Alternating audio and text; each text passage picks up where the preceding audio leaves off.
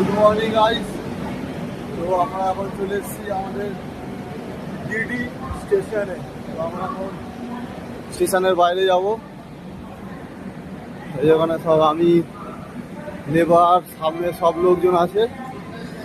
এরকম খালি ভিউটা যাবো, ভিউ ঠিক আছে। এই যো আমরা এখন সেলফি নেবো। ব্লগার ভাই। তো এই যে আমরা এখন যাচ্ছি, আমরা এখন অটো ধরে যাবো বানারস। এখন টাইম হচ্ছে 5:03। যাবো আমরা বানারস। অটো ট্রেন, এটা জংশন এটা। তো ওখানে সব সামনে দাঁড়িয়ে আছে। বানারসে যাবো, গিয়ে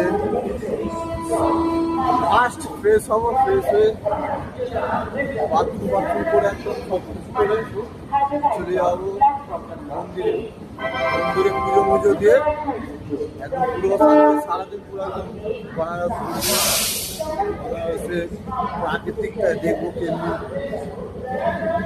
আজকে আমরা সারাদিন থাকবো বানারসে। তোমাদেরকে সন্ধ্যাবেলা সন্ধ্যাটিতে গঙ্গা আরতি দেখাবো। কথা নেই বিয়া।